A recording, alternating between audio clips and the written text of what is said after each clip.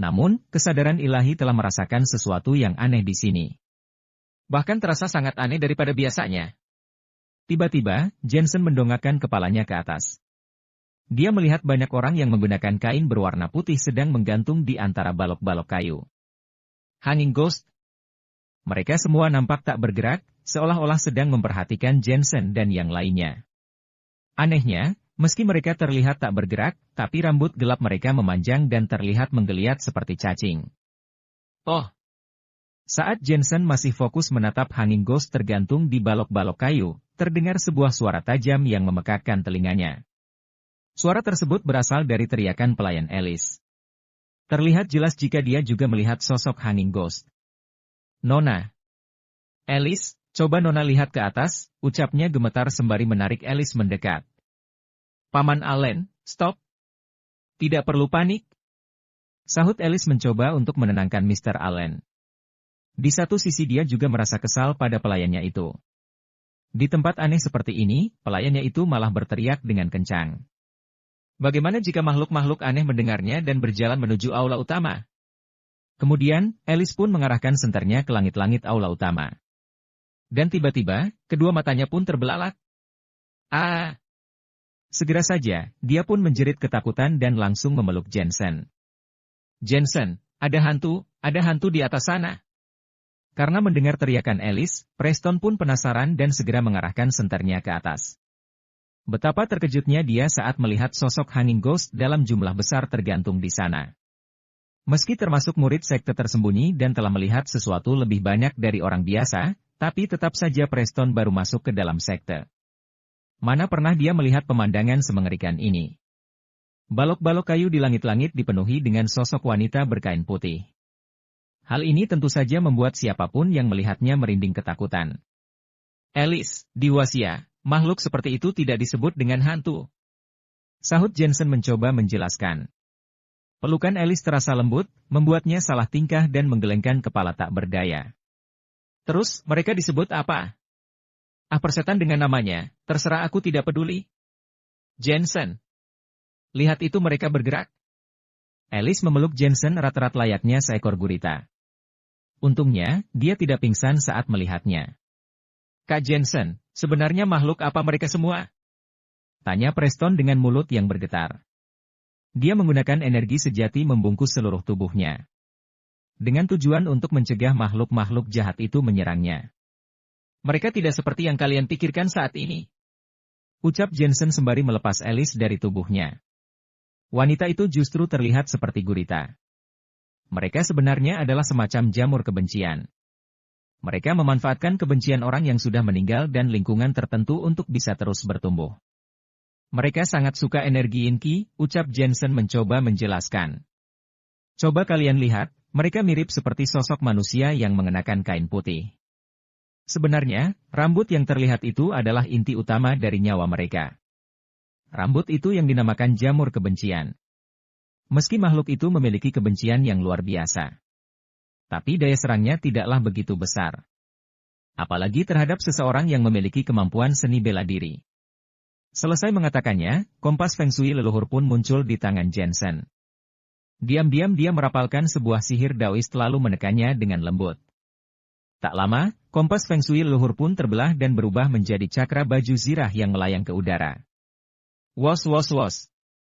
Layaknya sebuah kayu kering bertemu dengan api, sosok putih yang ada di atap pun terbakar saat bersentuhan dengan cakra baju zirah. Suara yang mirip dengan jeritan wanita pun terdengar diiringi dengan bau yang sangat busuk. Untuk menghindari abu sisa pembakaran di atap jatuh mengenai tubuh mereka, Jensen lantas membawa Alice dan yang lainnya pergi dari lokasi. Pastikan hal pertama yang kalian lakukan sepulang dari tempat ini adalah pergi ke apotek untuk membeli bahan-bahan obat seperti siler, Angelica, absintis dan rebusan kayu persik. Rebus semua bahan, sehari sekali. Selain itu, beli juga beberapa kayu cendana atau gaharu dan bakar di kamar. Cukup bakar selama 3 hari. Ucap Jensen sembari berjalan menasihati Alice. Bahan-bahan tadi untuk apa, Jensen? Untuk perawatan medis. Apa kamu lupa aku juga seorang dokter? Oke, aku akan melakukannya sesuai dengan yang kamu katakan. Faktanya, Alice tidak tahu nasib buruk yang diderita oleh para penjelajah sepulang dari istana ini. Mereka pasti akan menderita penyakit kronis, terutama penyakit yang disebabkan oleh jamur kebencian. Dan ramuan obat herbal yang Jensen sebutkan tadi bertujuan untuk meningkatkan imun tubuh dan mengusir roh jahat. Di tempat ini ditumbuhi oleh jamur kebencian, itu artinya kebencian mereka-mereka yang telah mati sangatlah kuat. Mereka yang mati seharusnya berasal dari keluarga kerajaan, imbuh Jensen. Dan saat memikirkannya, tiba-tiba dia tersadar jika Preston menghilang. Tatapan matanya pun terus mencari ke sekeliling. Jensen, apa yang kamu cari? Oh ya, aku baru sadar, kita kehilangan satu orang, bukan? Alice pun menyadari sesuatu yang aneh telah terjadi. Dia lantas mencari ke sekitar menggunakan senter dengan ditemani Mr. Allen. Sebelah sana.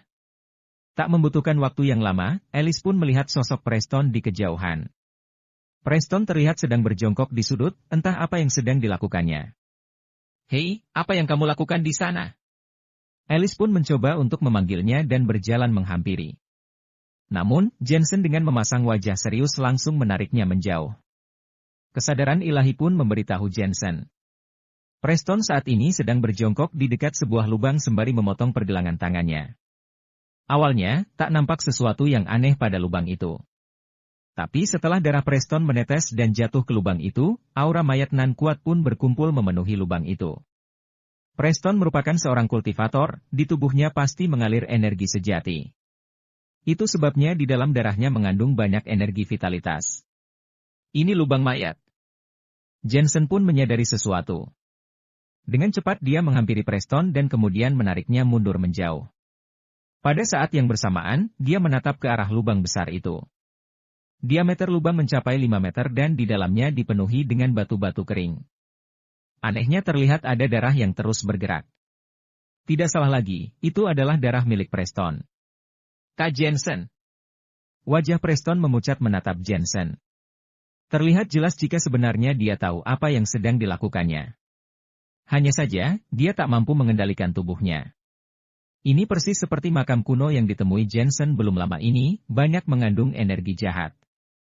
Yang lebih mencengangkan lagi adalah saat tubuh Preston yang dilindungi oleh energi sejati masih tetap bisa terinfeksi oleh energi jahat. Itu artinya, aura kebencian yang ada di dalam lubang sangatlah kuat.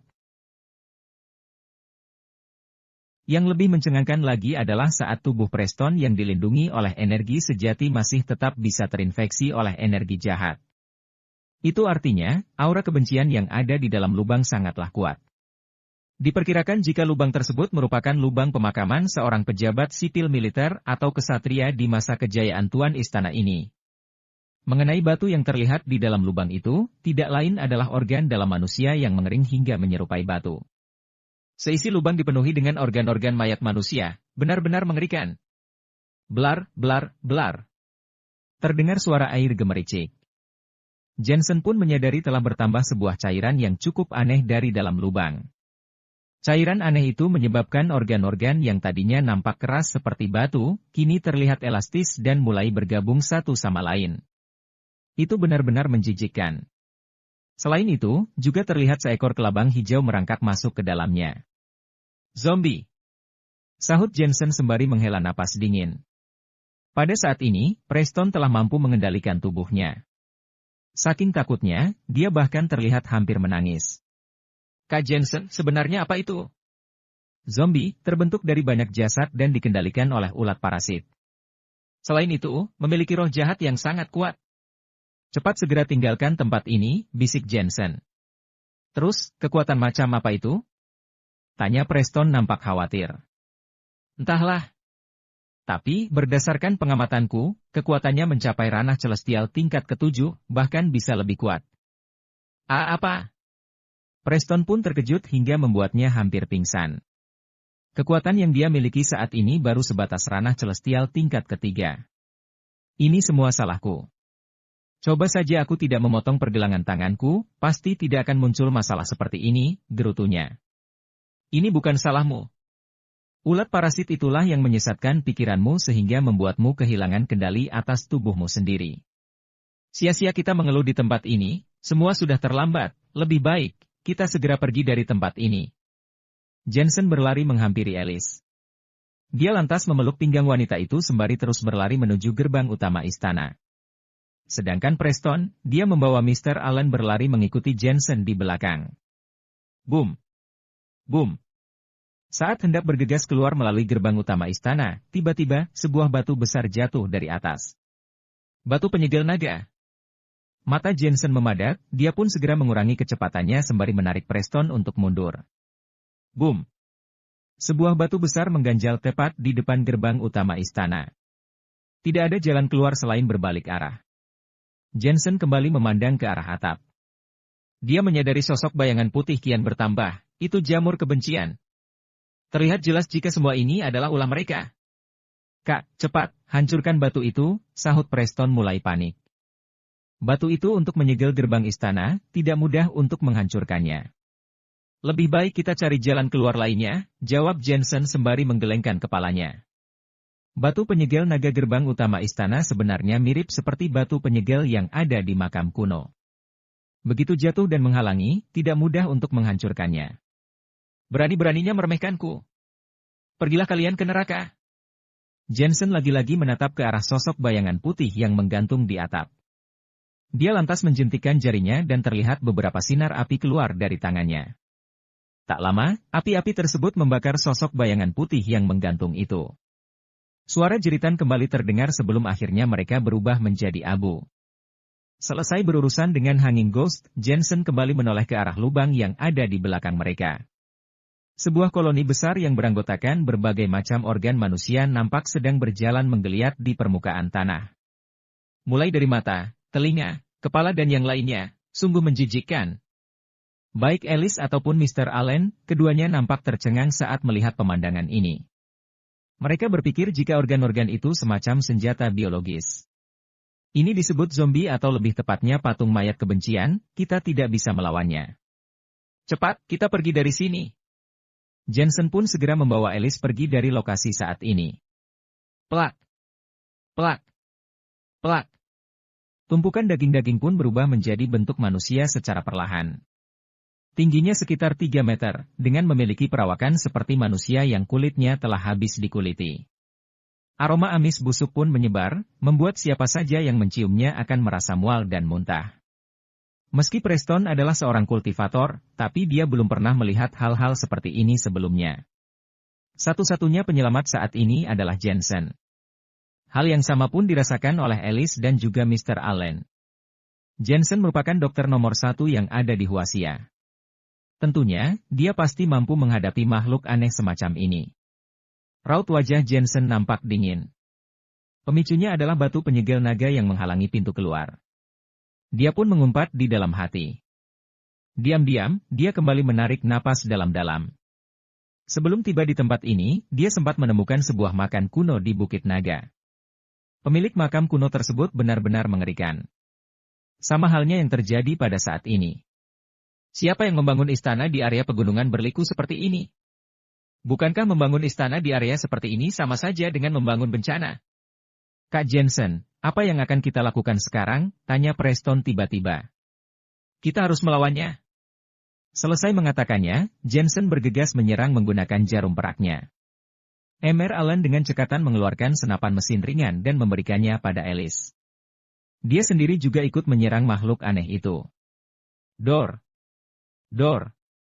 Dor! Sejumlah peluru melesat ke tubuh zombie. Namun, tampaknya tidak membuahkan hasil, peluru-peluru itu seolah masuk ke dalam rawa.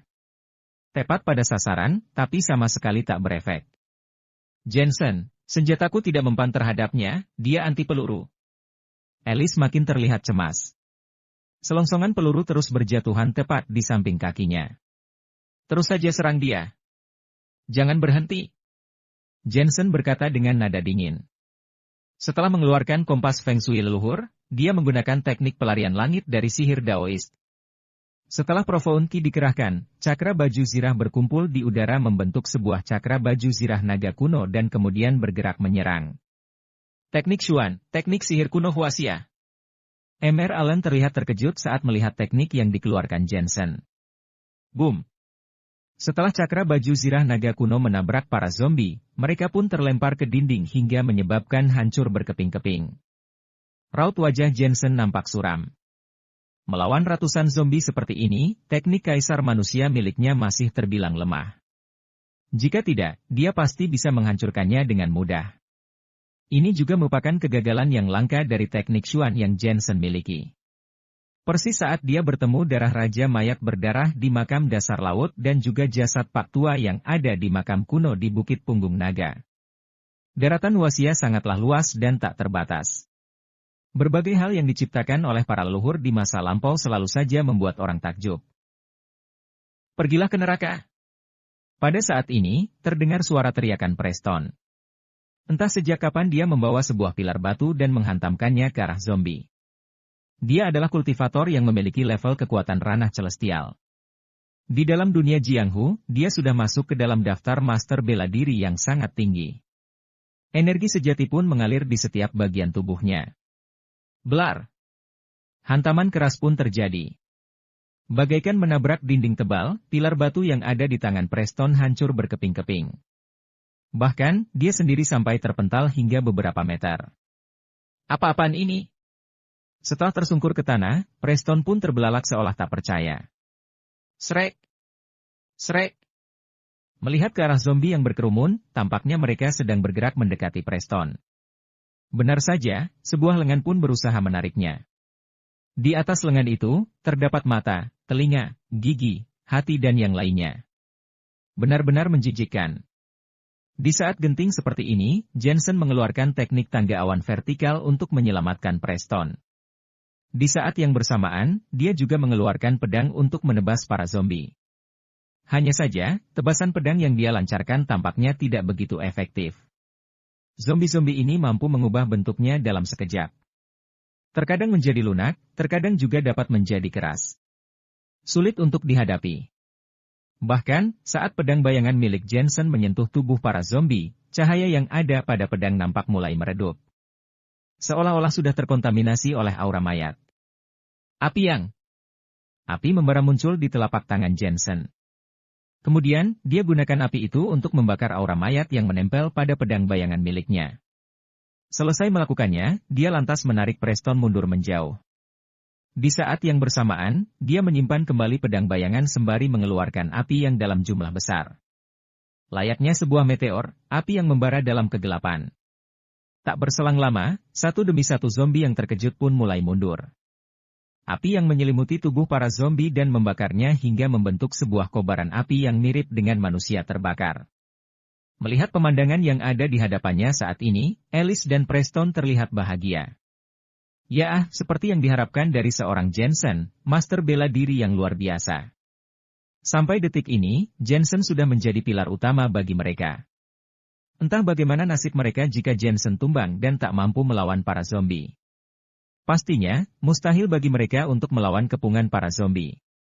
Namun, entah kenapa tidak terpancar raut bahagia pada wajah Jensen. Memang benar api yang mampu membakar tubuh para zombie, tapi dia teringat saat api yang membakar tubuh Raja Mayat berdarah kala itu. Efektivitas api yang sangat lemah. Makhluk seperti mereka memang sangat sulit untuk dihadapi. Andai saja tidak ada Alice ataupun yang lainnya, dari awal pasti Jensen sudah mencoba jurus menghilang untuk meninggalkan tempat ini. Tentu saja, jurus tersebut mungkin juga tidak akan efektif saat ini. Zombie mampu merasakan aura manusia. Besar kemungkinan jurus bayangan juga akan sia-sia. Lalu, bagaimana? Apa yang harus dilakukannya? Jensen pun menggunakan ingatan leluhurnya untuk mencari cara menghadapi para zombie. Tapi sayang, dia tidak menemukan apapun untuk mengatasi serbuan mereka. Alasan utamanya adalah ilmu Taoisme miliknya masih sangat lemah. Hal itu menyebabkan banyak teknik Xuan seperti sihir Daoist, di mana saat menggunakannya, kekuatan yang dikeluarkan tidak akan begitu kuat. Kak Jensen, sepertinya api yang tidak mempan terhadap mereka? Preston yang awalnya terlihat senang pun kini merasakan ada yang aneh. Zombie dengan perawakan tinggi besar sedang menghalangi jalan mereka. Terlebih lagi, makhluk itu dalam keadaan terbakar saat ini. Tiap kali makhluk itu melangkah, terdapat sebuah cairan yang menetes ke tanah dan menyebabkan seisi istana dipenuhi dengan aroma tidak sedap. Alice dan Mr. Allen sangat ketakutan hingga terduduk di tanah tak berdaya. Khususnya Mr. Allen yang saat ini memang sudah tak lagi muda. Mendaki Gunung Kunlun saja sudah membuatnya menguras tenaga, apalagi kemudian bertemu dengan makhluk seperti ini, sudah pasti dia akan berada pada titik terlemahnya. Mr. Allen mengambil senjata api yang ada di pinggangnya dan bermaksud untuk mengakhiri hidupnya. Paman Allen, jangan! Alice pun berusaha menghentikannya. Tapi sebenarnya, dia juga berada pada titik terlemahnya saat ini. Kondisi Preston terlihat lebih baik daripada mereka. Lebih baik aku melawan Master Sekte tersembunyi daripada harus melawan makhluk setan seperti mereka, ucap Preston. Makhluk setan? Mata Jensen tiba-tiba bersinar, dia teringat akan Broken Sword yang ada pada tubuhnya. Broken Sword tidak hanya memiliki kekuatan yang dahsyat, tapi juga dapat mengusir roh jahat seperti setan. Tapi entahlah, apa mungkin mampu melawan para zombie? Memikirkan hal itu, dia langsung mengalirkan Profound Ki pada Broken Sword. Tak lama, Broken Sword pun muncul di tangannya. Seolah merasakan aura mayat yang ada di sekeliling, Broken Sword terlihat bergetar dan bergerak saat berada dalam genggaman Jensen. Jensen, mereka sudah makin dekat. Melihat Jensen tak bergeming, Alice pun makin panik. Nona Alice, mungkin ini sudah menjadi takdir kita. Kita akan berakhir di tempat ini. Sahut Mr. Allen sembari menghela napas panjang. Kita harus percaya pada Tuhan, Tuhanlah yang sudah mengatur segala sesuatu yang ada di dunia ini, imbuhnya. Saat ini, dia sudah benar-benar putus asa. Tuhan telah mengatur kita untuk bisa keluar dari sini. Tiba-tiba terdengar suara teriakan Jensen. Alice dan Mr. Allen pun langsung menatap ke arah pria itu. Mereka melihat Jensen mengayunkan tangannya yang dipenuhi dengan cahaya hitam melesat jauh ke depan. Gerakannya begitu cepat. Alice dan Mr. Allen pun terdiam di tempat. Sebenarnya apa yang terjadi? Di waktu yang bersamaan, layaknya pedang Master Surgawi, Broken Sword yang dipenuhi energi besar pun menebas semua zombie. Zombie-zombie yang terkena tebasan Broken Sword terpotong seperti tahu dan kemudian mencair. Aromanya bahkan lebih busuk dari sebelumnya. Cairan terus bercucuran dan bercampur dengan organ-organ dalam, kepala, jari serta banyak lagi, membuat siapa saja yang melihatnya merasa jijik. Selain itu, terlihat juga 3 ekor kelabang berwarna hijau. Hanya saja, mereka tidak bergerak saat ini, sepertinya sudah mati. Jensen benar-benar terkejut saat menggunakan Broken Sword untuk yang pertama kali. Dia tidak menyangka jika efektivitas Broken Sword untuk melenyapkan roh jahat sangatlah besar. Sudah berakhir? Tanya Preston sedikit tercengang. Alice dan Mr. Allen pun juga merasakan hal yang sama. Sudah, semua sudah berakhir. Angguk Jensen sembari melambaikan tangannya. Dalam kegelapan ini, Broken Sword terbang kembali dan mendarat di telapak tangannya. Tidak buru-buru memasukkannya kembali, Jensen justru mengamati pedang itu dengan saksama. Broken Sword memiliki kesamaan dengan pedang pada umumnya, hanya saja bentuknya masih terlihat kuno atau primitif. Meski telah menebas para zombie, tapi entah kenapa tidak ada aura mayat ataupun bau amis di permukaan pedang itu. Sebaliknya, pedang itu malah menunjukkan ketajaman logamnya. Ayo, kita pergi dari sini. Tak ingin berlama-lama, Jensen pun segera membawa mereka pergi dari lokasi. Mr. Allen mengikuti Alice di belakang dengan tatapan yang kosong. Ini kebesaran Tuhan. Tuhan benar-benar ada saat kita membutuhkannya, gumamnya terus-menerus. Tuhan yang Maha Kuasa makin memiliki kedudukan tinggi dalam hatinya. Tatapan mata Alice dan Preston penuh dengan kebanggaan. Mereka mengikuti Jensen di belakang seolah sedang menerobos ke neraka tanpa rasa takut. Setelah keluar dari aula istana, Jensen tak lagi berani bertindak gegabah. Dia pun mengikuti jalan yang ada di sepanjang pinggir istana. Sepanjang perjalanan, mereka tidak bertemu satupun zombie. Sebaliknya, mereka justru banyak menemukan mayat di samping istana. Tidak salah lagi, mayat-mayat itu merupakan tentara bayaran dan orang-orang dari negara matahari. Mata mereka terbuka lebar, bagian belakang kepala pun telah habis dimakan. Mereka tewas dalam keadaan mengenaskan, seolah bertemu dengan sesuatu yang sangat mengerikan sebelumnya. Jensen menggelengkan kepalanya sembari menulis sebuah jimat saat melewati mayat mereka. Dan begitulah, Jensen dan rombongan kembali melanjutkan perjalanan. Dalam kehidupan bermasyarakat, mungkin ada sebagian orang yang bosan dengan hidup yang biasa-biasa saja. Itu sebabnya mereka mencari sebuah adrenalin yang mampu membuat hati mereka senang. Namun, sekarang akibatnya tidak tanggung-tanggung. Mencari adrenalin di tempat seperti ini sama saja seperti mengantar nyawa. Adrenalin tidak didapat, nyawa justru melayang. Mungkin ini yang disebut dengan orang yang tidak pernah bersyukur dalam hidup. Tidak ada yang terjadi selama perjalanan pulang kali ini. Jensen pun mengantar Alice dan Mr. Allen ke sebuah pintu masuk yang berbentuk menyerupai sebuah retakan. Maaf, aku tidak bisa mengantar kalian sampai bawah, aku masih harus mencari istriku. Aku sudah sangat berterima kasih karena sudah mengantarku sampai di sini, Jensen. Sekali lagi terima kasih karena sudah menyelamatkanku. Aku menyukaimu, apa boleh aku mempercayakan masa depanku padamu? Alice pun tak lagi berbasa-basi, dia langsung to the point menyampaikan isi hatinya. Aku sudah menikah, Alice, ucap Jensen sembari tersenyum canggung. Bukannya di Huasia boleh yang berpoligami? Aku tidak berkeberatan, ucap Alice dengan tatapan yang menggebu. Jensen nampak berkeringat dingin. Alice merupakan sosok wanita yang bergairah, perawakan tubuhnya pun langsing memesona. Pria manapun tidak akan bisa menolaknya. Sayangnya, Jensen sudah menikah. Yang dia khawatirkan saat ini adalah Elena, entah istrinya itu sudah hamil atau masih belum. Tapi Alice, di Huasia sudah populer dengan slogan, satu suami atau istri sudah cukup. Jadi maaf aku tidak bisa, ucap Jensen menolaknya dengan halus. Wajahnya pun nampak memerah. Satu suami atau istri sudah cukup? Bukankah di rumah masih ada 2 orang lagi? Jensen, aku tidak akan mengubah keputusanku. Saat ini mungkin kamu tidak akan menerimaku, tapi nanti kamu pasti bisa menerimaku. Kamu sudah membantuku 2 kali. Kamu adalah sosok malaikat penyelamatku, I love you. Alice memeluk Jensen dengan erat. Tak lupa dia mencium Jensen sebelum mengikuti Mr. Allen pergi. I love you. Preston yang sedari tadi berada di samping mereka berdua pun nampak canggung. Dia lantas berpura-pura seolah tidak melihat atau juga mendengarnya. Preston, kamu tahu harga yang harus dibayar ketika berbicara sembarangan di depan istriku nanti.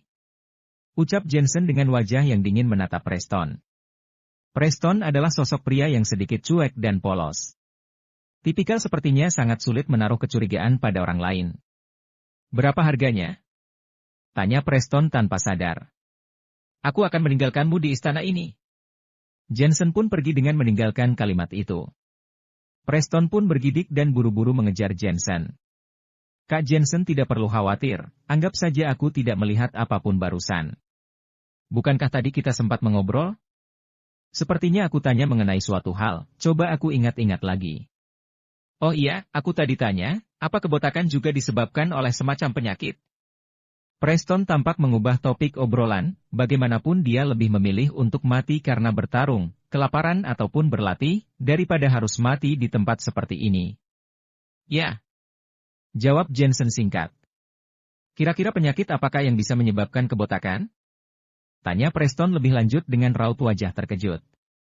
Awalnya, dia hanya asal bertanya saja, tapi ternyata Jensen benar-benar tahu mengenai hal itu. Muncul sebuah kecurigaan dalam hati Preston. Apa mungkin dia benar-benar seorang dokter, pikirnya dalam hati. Tidak ada rambut. Ucap Jensen sembari mempercepat langkah kakinya dan tiba di sebuah halaman alun-alun istana. Tidak ada rambut? Yang benar saja Kak, penyakit apaan itu? Tunggu sebentar, kalau dipikir-pikir masuk akal juga. Botakan memang tidak ada rambut, jadi bisa disebut dengan penyakit tidak ada rambut. Hahaha, iya, kebotakan adalah penyakit yang disebabkan tidak ada rambut. Ucap Preston sembari tertawa terbahak-bahak. Dengan candaan yang Jensen berikan, dia tak lagi merasa takut. Keduanya kembali masuk ke dalam istana melalui jalur samping. Dengan bantuan kompas sekte, mereka mencari arah untuk melanjutkan perjalanan. Tidak ada bahaya apapun pada perjalanan kali ini. Tanpa terasa, mereka telah tiba di ruang makam utama, di mana terlihat sebuah peti tergantung di dalamnya. Hal ini mengingatkan Jensen pada sebuah pemandangan yang pernah dilihatnya saat berada di penjara abadi kala itu.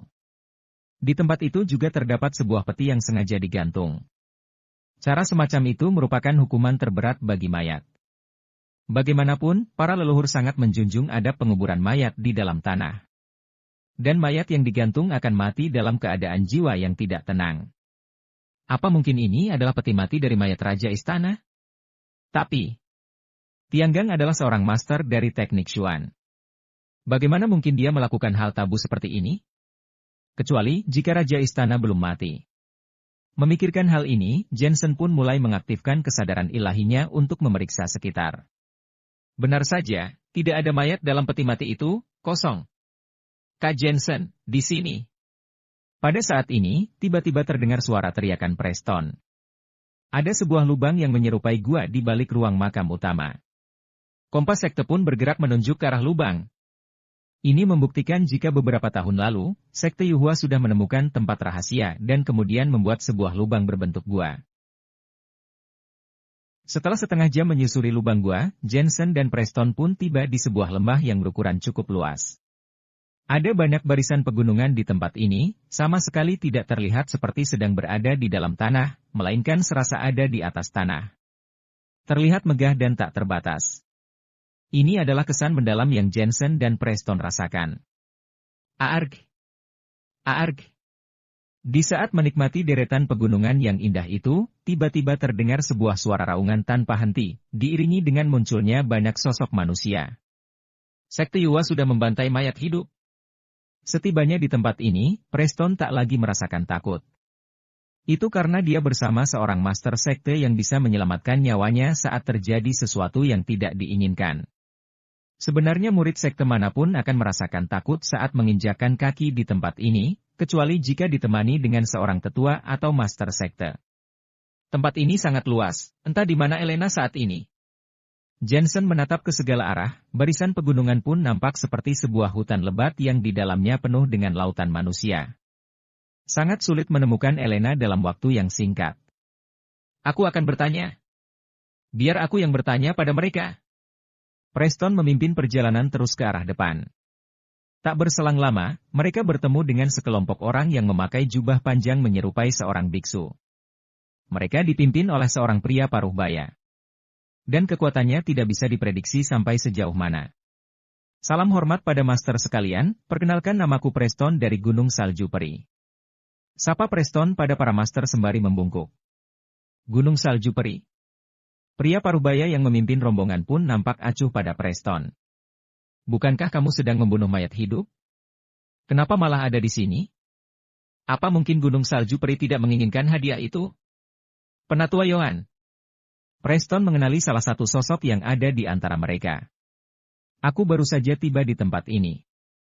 Atas perintah Penatua Rain, aku datang untuk membantu. Omong kosong. Hanya mengandalkan kekuatanmu yang lemah, mustahil kamu bisa berada di tempat ini sendirian. Para master pun menatap dingin Preston. Kemudian mereka juga melirik ke arah Jensen, tepatnya melirik pakaian yang dikenakan Jensen karena tidak sesuai pada tempatnya. Tepat sekali. Sebagai junior, aku tidak berani berkata bohong. Master lihat bukan, ini adalah kompas penunjuk arah. Preston lantas mengeluarkan kompas sekte yang diberikan Penatua Rain padanya. Kompas semacam itu sangatlah berharga, kecuali jika gerbang perunggu terbuka. Jika tidak, mana mungkin sekte akan rela memberikannya. Sehingga, orang lain pun tidak akan mencurigainya. Namun, baik Jensen ataupun Preston, dengan keduanya bisa menemukan tempat ini, itu sudah mampu menunjukkan jika mereka berdua luar biasa. Bagaimanapun, perjalanan mereka dari istana sampai ke tempat ini tidaklah mudah. Selain akses jalan yang susah, mereka juga akan berhadapan dengan mara bahaya. Bahkan, para master saja memilih untuk menghindari pertempuran melawan para zombie. Karena kalian berasal dari Gunung Salju Peri, maka pergilah ke wilayah Tenggara. Delisa, tunjukkan jalan pada mereka, perintah pria parubaya yang dipanggil Penatua Yohan itu. Baik, Penatua.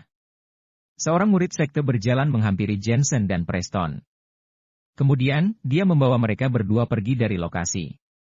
Saat mereka berdua pergi cukup jauh, beberapa master sekte nampak mendengus dingin. Sudah banyak nama-nama yang muncul dari Gunung Salju Peri, seperti Elena, Winston dan Jiro. Pastinya, Penatua Rain merasa puas saat ini. Gerbang perunggu terbuka lebar saat ini. Pimpinan sekte juga sedang memperhatikan performa dari setiap cabang. Kita yang berasal dari cabang lain pun tidak boleh kalah. Saat ini, pimpinan sekte lebih fokus pada Erika dan juga Elena. Kita harus menekan gunung salju peri dengan membunuh lebih banyak lagi mayat hidup. Sekte Yuhua adalah sekte tersembunyi kelima dengan keberadaan cabang-cabang yang sudah menyebar di seluruh Huaxia. Sedangkan sekte pusat merupakan sekte inti. Setiap cabang pasti ingin menunjukkan performa terbaiknya sehingga bisa diapresiasi oleh sekte pusat. Dan dalam misi pembunuh mayat hidup ini, nilai terbaik akan mendapatkan hadiah dari sekte pusat. Tidak hanya akan mengharumkan nama cabang, tapi pemenang juga akan mendapatkan kesempatan untuk berlatih di sekte pusat. Itu sebabnya tidak ada yang mau kalah dalam misi kali ini. Di sisi lain, di bawah panduan murid sekte yang bernama Delisa, Jensen dan Preston terus melangkah maju. Delisa memiliki rambut yang panjang dengan wajah yang sedikit tirus. Tatapannya begitu angkuh saat menatap Preston serta Jensen. Dia adalah murid sekte Yuhua cabang Sungai Selatan. Tentu saja mereka adalah saingan cabang Gunung Salju Peri. Desas-desus yang beredar, kalian berdua menjadi pusat perhatian akhir-akhir ini. Sebelumnya, juga ada Kak Erika dan juga Elena. Kekuatan mereka cukup lumayan, wajar jika sekte pusat melirik mereka berdua. Ucap Delisa nampak acuh. Ah, tidak juga. Jawab Preston dengan sopan. Ada jejak kebanggaan dalam hatinya saat ini. Ya, hanya sosok wanita saja yang hebat dari cabang Gunung Salju Peri. Nama-nama seperti Jiro, Winston, termasuk kalian, hanyalah sampah tak berguna, imbuh Delisa penuh dengan penghinaan. Preston baru menginjak tingkatan ranah celestial tingkat ketiga baginya, Preston hanyalah anak bau kencur. Raut muka Preston seketika berubah, namun dia tak mengatakan sepatah kata pun. Aku beritahu ya, sekte pusat selalu mengawasi perjalanan ke Istana Awan.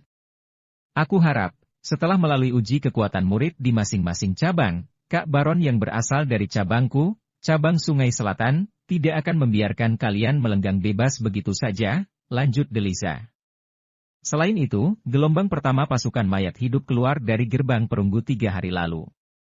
Tiap-tiap cabang memperoleh hasil yang cukup lumayan. Tapi, hanya cabang Gunung Salju Peri milik kalianlah yang menunjukkan performa biasa-biasa saja. Selain Kak Baron, masih ada Kak Geoffrey dari cabang Risao dan juga Kak Casia dari cabang Honglan. Mereka semua pasti akan melampaui cabang Gunung Salju Peri. Dan untuk mayat hidup kali ini, kalian tunggu saja di bawah.